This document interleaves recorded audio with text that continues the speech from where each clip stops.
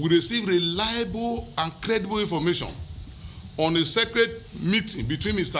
Mike Igini, INEC Resident Electoral Commissioner in Akwa Ibom State, and Mr. Godwin Obaseki. Around 3 a.m., Mr. Mike Igini was seen driving to the private residence of Governor Godwin Obaseki in the company of two other known allies of the governor, one of whom was identified as Mr. Aslem Ojezwa. At the meeting, Mr. Igini, Governor Godwin Obaseki, and other top PDP allies design and examine ways and strategies to rig the outcome of the September 19 governorship election, with an exclusive focus on the production of fake ballots and inducement of recruited INEC adult staff to aid the success of the rigging plans. Mr. Mike Igini and other associates of the governor left the meeting held in the governor's private residence with sacks of money, which undoubtedly was illegally sourced from the state treasury as bribes for their cooperation and participation in the criminal attempts and plans to subvert and undermine the will of the people. Already, before the meeting, we have it in good authority. We have received numerous information back with proof on Mr. Mike Igini's illegal conscription of youth corps members who will be playing vital role in the conduct of the election as ad hoc staff. Some of the corps members have volunteered information on how they were contacted by Mr. Mike Igini and offered deals to help the PDP at the polls in exchange for cash benefits. We have also obtained pictures of Mr. Mike Igini at Protea Hotel, where visiting national commissioners were lodged, apparently running the errands of Godwin Obaseki and the PDP.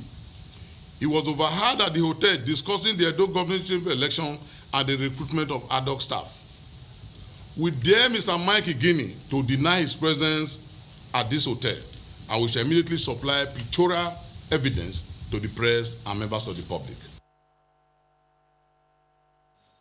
Myself, one of our friends, who's also a friend to my friend, and another lawyer, that guy from Osun State, we traveled together with my police orderly to Delta State.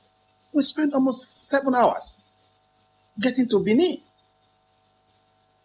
And given the challenge of security, we said, look, see, the event is tomorrow. It's church in the morning. We have to go early. So we stayed in my uncle's house in the morning, very early, because the church program is going to start by 10 o'clock. We set up and went through the Protea Hotel to have breakfast. And went straight. When we were on our back from the event, we also came to have dinner there. It was there I saw Kazim Afebwa, who was been a friend. So when I say I will not greet somebody because it's a PDP or APC, no. As well as Senator Al-Mikena, I met them. And we were going, they entered their vehicle, we were going somewhere, and I went to go and sleep. And by Wednesday, early in the morning, we left Benin. It is Wednesday. So how could somebody who had been in Lagos Wednesday, Thursday, Friday be said to be in Governor Obaseki's home by 3 o'clock with Aslem and Jeswa and two other unnamed persons or other unnamed persons that I was driving? I didn't drive the vehicle that we took for the journey. It was the healers, not the way can heal us. How could I be in Lagos where you are meeting now and at the same time be in Benin? That is not true. Sacks of bags of absolute nonsense. So everything they have said is not true.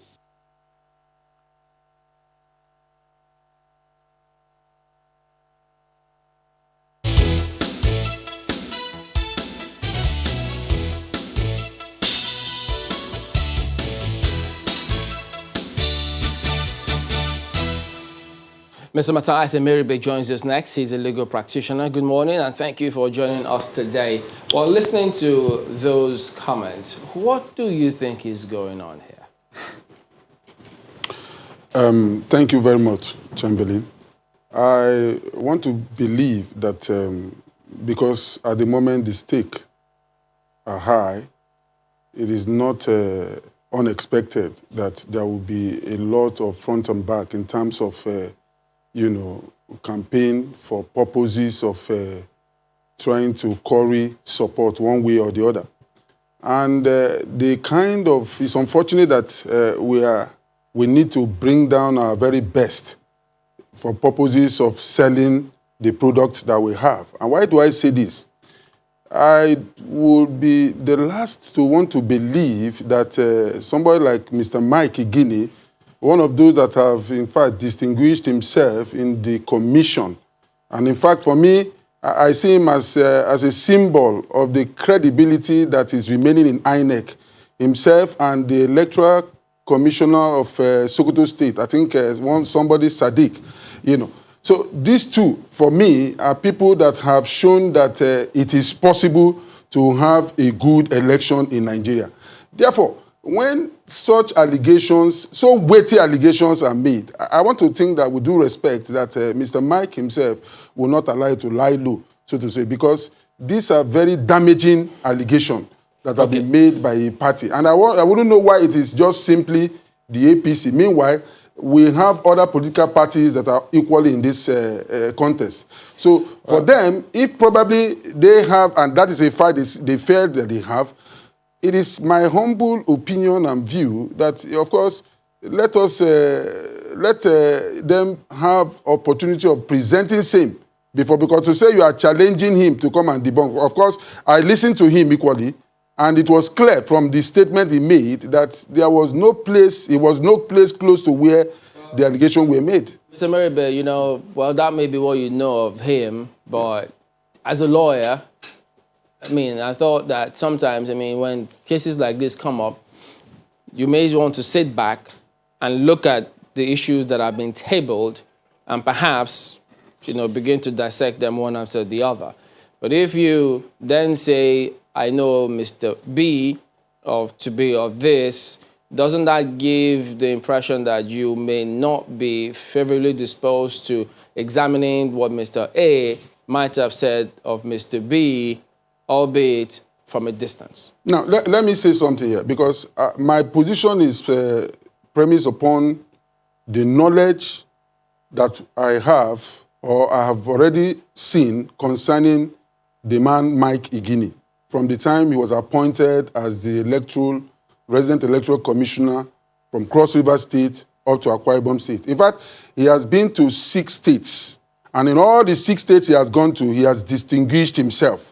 So I wouldn't know why Edo. In fact, he has even been in Edo, where the same APC and PDP in 2015 were among those, when he was doing the send-off, were among those who praised him to the highest heavens.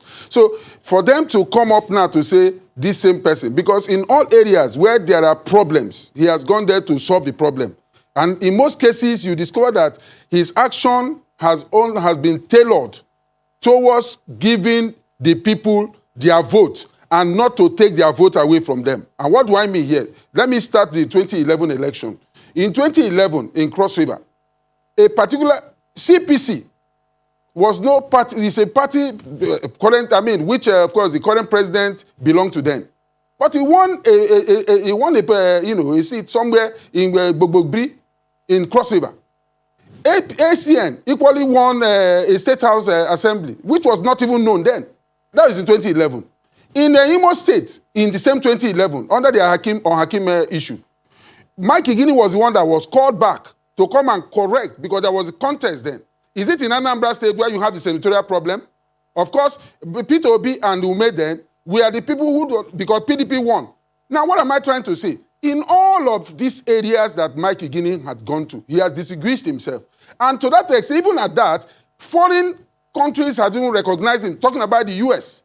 Is it in Ghana? But, is it in Zimbabwe? Is it in Malawi? The thing about this is that they know the implication of those comments that they have made. Yes. And now the other man there say, look, we have pictures to show certain things. So aren't you supposed to be asking, okay, listen, if they say they have pictures and they challenge him to prove or deny, and then they will publish pictures. Yeah. Now, Aren't you supposed to interrogate and say, wait a minute, okay, what pictures do they have? Publish those pictures first and let's see what it's about. my happiness is that this program showed the two sides. Mike Igini mentioned the issue of being at Protea Hotel. And there, that was on his way back from the burial he attended. And there he saw two APC chieftains. So it may not be, one may not be wrong to say that these APC two chieftains may have taken picture of Mike Igini. So if that is done, would we now come to the conclusion that the picture itself has already confirmed what they are saying? No, but you're going to the conclusion already that that's what the picture will show. So No, we don't know I'm what only the giving picture you will because show. yes, I'm only telling you that the picture. He has already told you that he met Afebua, he met the other senator, and both of them are APC chieftains.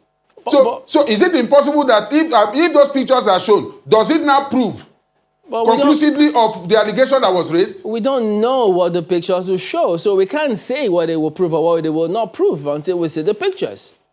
I thought probably what we'll be talking about here is the issue of the video, not even the picture, they say. Because picture itself can be doctored. Or let's even leave out the issue of doctoring of picture. But the fact that he said pictorial evidence, my argument is that the fact that Igini himself had admitted that he met on his way. Why is it that it wasn't the PDP that was raising it? So I was not thinking that it's even the PDP or the other party that will be raising it, that he met with APC people. Will pictorial evidence be inadmissible in court? Will what? Pictorial evidence, will they be inadmissible? There's nothing that cannot be admitted, depending on the circumstance. So why do you say you want a video instead of a picture? We don't know what I'm saying is that pictorial evidence would require further proof that you have a picture of somebody with another. It's not enough. If there's nothing to support it in terms of what? The evidence that is linked to the issue that is on ground. Because, you cannot bring a picture that happened some 20 years ago, and you are now bringing it to deal with an issue that is happening today, and you say two of them agree. It looks like you know the picture that they're about to release. I'm not saying that. I'm saying that since Mike Igini has already admitted here that he met on his way back to Lagos two APC chieftains who are his friends. Yeah, and he cannot say because of the fact that the election, he will see his friends. I will say, no, let me stay away from these people. But do you expect him to admit that what they said was actually true? Expect what? Do you expect him to admit on tape that what they said was true? My forceful position concerning Mike Igini is because of his track record. And that is one of the things that we are concerned about here. We must not crucify our own only because we want to make a statement of an election. Do you think his track record would be admissible in court? Yes, it has a lot to play in somebody's character.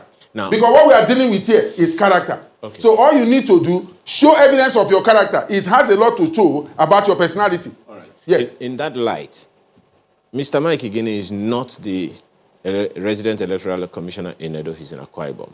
What do you think is the origin or reason for all this accusation against him? Yes, for me, I think, like I said, desperation has set in. That's simply my position. And because desperation has set in, anything... Come again? Some listening to you right now will say you're already taking sides. With due respect, if they want to take it that way, that is their own position. After all, for me to say I'm defending Mike Igini is because, like I said, from past, he has demonstrated that he meant well for this country by the elections that he has, presided over. So, on what basis would I now begin to be among those who want to pull down our own? We know the recent elections that we've been having, the kind of comment that have been coming left, right, and center, so to say, in terms of national and local, international and local, and you now have somebody who stands as an ambassador. In other words, his actions and the way he has been conducting himself has brought about the laundering of the image of the nation. In other words, has cleaned up all of those things, putting doubt in the minds of the international communities. That is it true that these people cannot conduct a free and fair election, and we are now bringing that person locally within ourselves, want to bring him down, with due respect. For somebody like me, I'll be among those who say, no, I disagree with that. If they say they have that, let them show us that. We challenge them. Let them bring the evidence in question to show that indeed Mike Igini in question has compromised. They mentioned the issue of collecting cash. Those are not allegations that anybody can just pick from anywhere. That you said there were lots of cash. You mentioned it. You talked of fake ballot papers. They mentioned it. You talked of recruiting what they call NYC ad hoc whatever stuff. Those are not mere allegations. Those are facts. So we expect that you cannot just come on national telly and make them without bringing evidence to show that these things exist. If those are facts, yes, and of course the accusation has been made and Mr. Mike Igini has also refuted them, yes, do you see, with the gravity of those issues, do you see him going to court? Well, for me, with all due respect, that is the only place for him to clean his name. There's no other option, except they retract it. And I would expect that before this kind of statement was made, perhaps, I wouldn't know, there would have been a consultation between the local palace and the national. In other words, what I mean here is that the chairman of the party here that made the allegation would have ought to have consulted with the national to say, is this thing good for us to put it out? What part is this one going to play for us? Is it going to enhance us or bring us down? What is it going to show about our party, as it were? You know, the thing about this is, knowing Nigerian politics, the way it turns out, the way it plays, is that you seem to be, have this completely belief that whatever it is that they have is completely wrong. But what about the benefit of the doubt, to the extent that, look, could it also be that, well, maybe while Mr. Igini was on his way to the burial ceremony, which he spoke about, and stopped over to see his friends, that maybe some persons may have seen him somewhere and then misinterpreted some of those actions, hence that is why. So we thought you were going to allude or perhaps raise this as a possible scenario, but from your submissions, you don't even think that there's a chance that could happen. With the greatest respect, my problem here is that the allegation that was made by the party was concrete. It was an absolute allegation. It was not even a conditional one. It was an absolute allegation. Yeah, but an absolute allegation can also be predicated on the wrong premise. It's possible. It doesn't matter. What I'm simply trying to say, whether it was premised on, they are not giving the impression that it has a wrong premise for it to have been given. They are telling you that this is correct. You don't know. They are telling us that this is correct. This is exactly what they saw. That is their view, but you don't know the condition preceding that concrete or whatever the adjective used in describing their view. Excuse me. Let me tell you. What I'm saying is this. Whatever condition that may have existed in making them to reach this conclusion, I am saying with the greatest respect that they are sure of the allegation they are making. In other words, they are telling you that anywhere, anytime, any day, they can defend it. But I'm saying here that as far as I'm concerned, concerning the man, Mike Igini, whom, like I said, that I mentioned when I started here, there are 2 electoral commissioners in Nigeria today that when you see their track record, you have hope that tomorrow will be better than today, as it were. In fact, we have hope that tomorrow will be better. Who are these people? Mike Igini and Sadiq, the electoral commissioner in Sokoto State.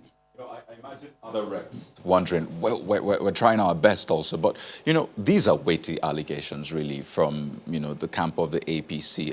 And you wonder, these kinds of allegations, what process should they follow? Should they be something that you put out there or you lodge it with the appropriate authorities? That's on one hand. And then from Mr. Igini also, what should be the response, really? I know we've talked about litigation. Shouldn't that be the way for both parties rather than have, this sort of back and forth, really? Let me simply tell you, my reading concerning what you have from the allegation that was made is simply that, look, we would, like I said, if we go by the track record of Igini, wherever he presides, it's difficult for rigging to take place. Therefore, if we have such a person presiding over our own affair here, it may be impossible for 1 or 2 things we probably will have to do to happen. Therefore, the best way is for us to preempt the authorities from saying, please, don't allow this person or people like this to come here, as it were. Indirectly, I may be wrong, but this is my own submission, and that is what I want to think that very many people will think as well. Right. So whose responsibility is it to sort of investigate this? Because as it stands right now, it's still you say, I say. Who is meant to investigate this such that people will come up with the conclusion that this is actually what happened? No, listen. It has been put out there by the party. That is by the APC. APC had put it out there, so to speak. Now, I want to believe that they would have gone a notch further by presenting it to the appropriate authority to investigate whether it is true or not. Particularly in the area concerning bribery, that is money. The area concerning printing of fake ballot papers. The area of printing, because at the last count, I know that Mr. Mike Igini is the resident electoral commissioner for Akwa Ibom. I don't know him to be the resident electoral commissioner, the REC of Edo State. So if they are saying, for instance, the issue of recruiting of INEC staff and ballot paper, then you begin to ask questions. Is it that Mike Igini, or is there anything to show that Mike Igini has already been drafted to Edo State? I wouldn't know, so to speak. Because you didn't ask some of these questions initially, because when they say that he met with some core members and core members have told them certain things, you would have thought, wait a minute, because after all, you have received briefs from clients. You've gone to court based on the briefs you received from clients. Some you won, some you lost. And some perhaps you may have lost because eventually you find out that, why didn't you disclose this information to me in the first instance? Yeah. And you give them benefit of the doubt. But in this case, you didn't seem to think that there just might be something that we don't know or that you don't know yet. But yet, you're very categorical. Yes, I'm very categorical because, one, the statement that was put out there were mere statements. The evidence didn't follow suit.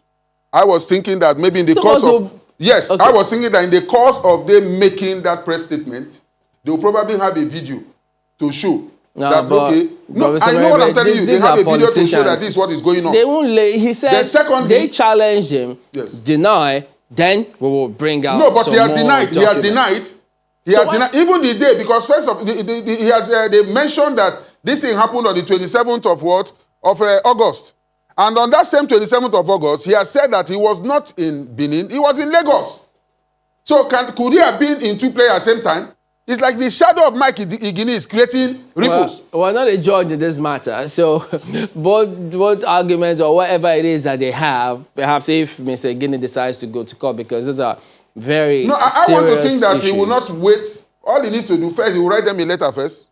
Let them, because for you to take out an action in libel or defamation, you do a letter first. So they will do a letter, I guess, to them. Let them admit or, if they still insist that this is, then the matter will be ventilated in court. And let the court be the one that will decide eventually. Are you a counsel to him? I need not be a counsel to him. Because you were saying... You sounded very certain that certain actions will happen. I'm telling you, because I'm a lawyer, I'm only giving you the procedure.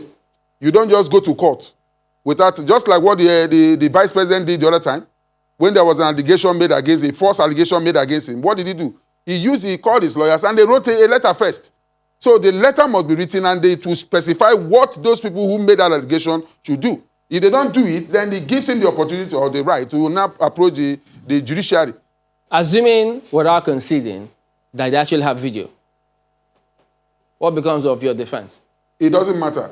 Whether they have video, It doesn't matter? Yes, it doesn't matter because it must be proved beyond doubt that indeed what you are saying is correct.